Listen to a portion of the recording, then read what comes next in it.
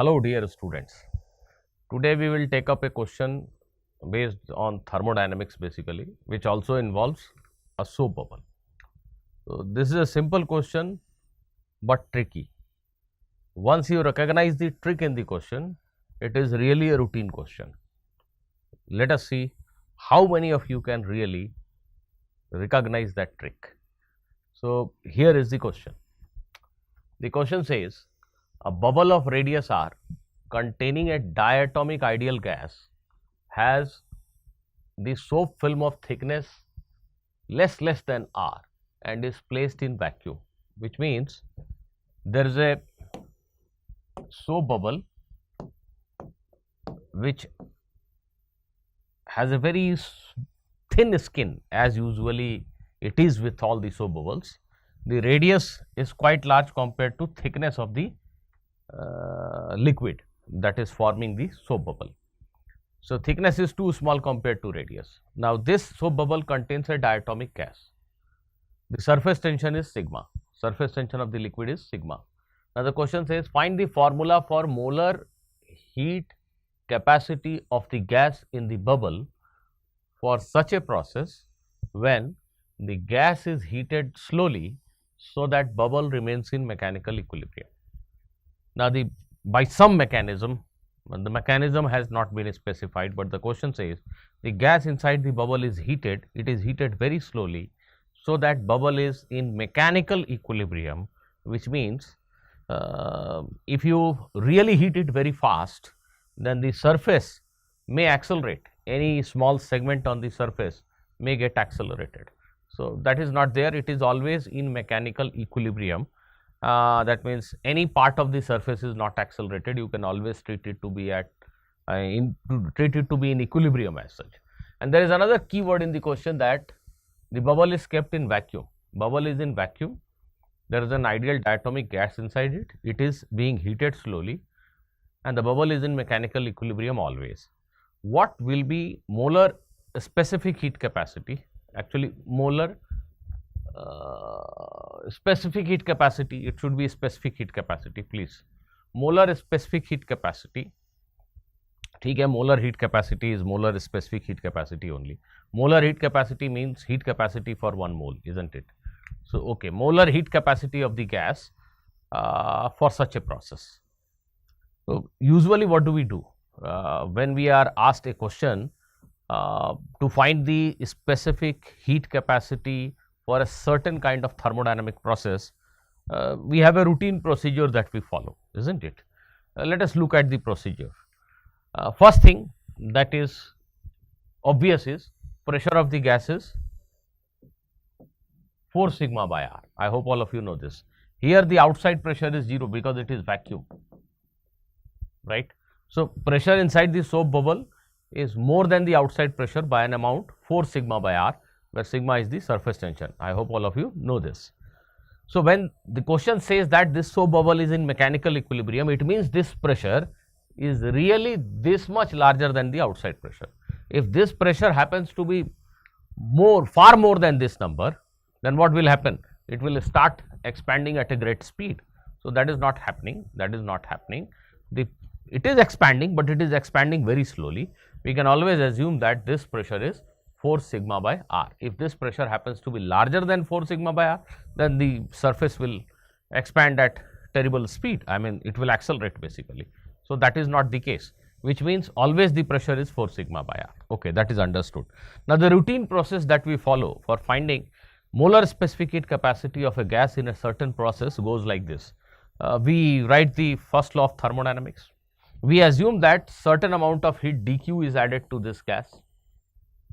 Okay. Because of that, the internal energy of the gas changes by du and work done by the gas is dw. If you supply the heat to this gas, the soap bubble expands very gradually. That is what the question says. Okay, so work is also being done by the gas because it is expanding, volume is changing. So, dq is du plus dw. Now, dq, the heat supplied can be written as Nc dt, where dt is a small change in temperature of this gas, n is number of moles of this gas present inside this soap bubble, and C is the molar specific heat capacity for this particular process. This is the definition of molar heat capacity, isn't it? If I supply a heat dq and temperature changes by dt, then definition of C is dq by ndt. That means rate of basically the molar heat capacity simply means that how much heat is required to change the temperature of 1 mole of a given gas by unit amount, by 1 degree Celsius. So, dq heat is required to change the temperature by dt. dq by dt is amount of heat required to change the temperature by 1 unit, and for 1 mole it will be 1 upon n dq by dt. That is how you define molar specific heat capacity. And everybody knows that for any kind of process associated with an ideal gas, the change in internal energy is always NCV delta dt. So, I have written du as NCV dt, and if the pressure, instantaneous pressure is P and small change in volume is dV, then work done is P dV. So, this is the standard thing, isn't it? Now, what we do in any question, we try to express this in terms of change in temperature. If dt cancels out, you get the value of C for a specific process. So, the most critical thing is to manipulate this term to express it in terms of dt, change in temperature, and there is a fix right now. In most of the question in thermodynamics, there is always a relationship given between the thermodynamic variables. Like if I say that gas is executing a process where PV square is constant. Suppose I say that gas is undergoing a process where PV square is equal to constant. If any such equation is given, then we, along with this equation, we use ideal gas equation, and we are able to somehow manipulate and express this in terms of dt, and that gives the answer to our question. But the serious problem here is there is no such relationship given here. Can you see any such relationship given in this particular question? Can you? Video pause करके सोचो, 2 minute, 3 minute, 4 minute, 5 minute तक सोचो एक बार. Can you see this kind of relationship given in this question? Please pause the video. Yes, there is one such relationship given here, isn't it? This is the relationship. Can you see that? Can you see that? What is this? This is basically P into R is a constant. The surface tension is a constant. So, P is pressure of this gas, R is the radius of this spherical enclosure, spherical bubble. So, pressure into radius is constant. So, actually pressure और volume के बीच का relation दिया है, isn't it? R cube is proportional to volume. So, if you cube this, just put cube on both the sides, what do you get? What do you get? P cube, P to the power 3 into volume V is a constant. So, that is the relationship. That is the relationship. This is the relationship that is given actually. If you just take cube of this expression, then R cube is some volume into some constant, volume by some constant or volume into some constant. So, P cube into V is a constant. That is the relationship that is given here. So, now the question becomes extremely easy. I guess many of you will now be able to solve this question very easily. अभी भी कर सकते हो तो कर लो. मैं जल्दी से बहुत जल्दी से इस क्वेश्चन का सॉल्यूशन यहाँ पे आपको दिखा देता हूँ. So now the next step is I have divided this by dt and dt basically, and this becomes C is equal to Cv plus P dV by n dt. Just simple manipulation. Now my necessary step is going to be find dV by dt by some way, and now I have got this relationship, so it is very easy. Now use this equation along with PV is equal to nRT because it is an ideal gas. So using this equation along with PV is equal to nRT, you will be able to prove that T cube V minus 2 is a constant. It is very easy. I mean, you just need to eliminate P. PV is equal to nRT. So in place of P, you can write nRT by V, nRT by V, uska cube.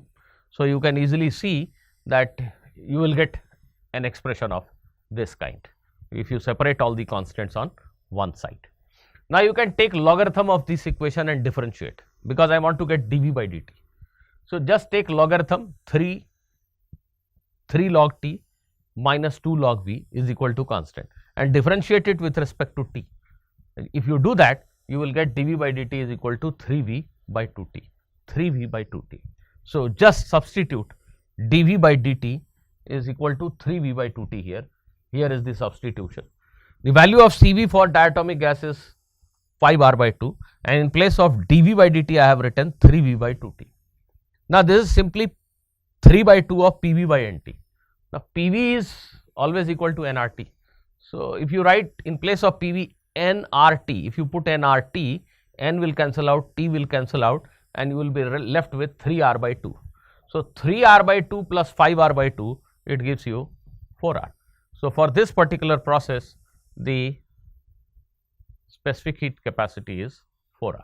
आप में से बहुत सारे लोग याद करके रखे होंगे कि ये एक पॉलीट्रॉपिक प्रोसेस है और ऐसे पॉलीट्रॉपिक प्रोसेस के लिए स्पेसिफिक हीट कैपेसिटी का ये फॉर्मूला होता है. Yes, you can use that formula directly to get the value of specific heat capacity, but the critical thing in this question was to obtain this expression.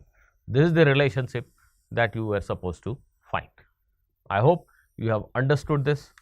See you in the next video with a new question, a new concept. Thank you.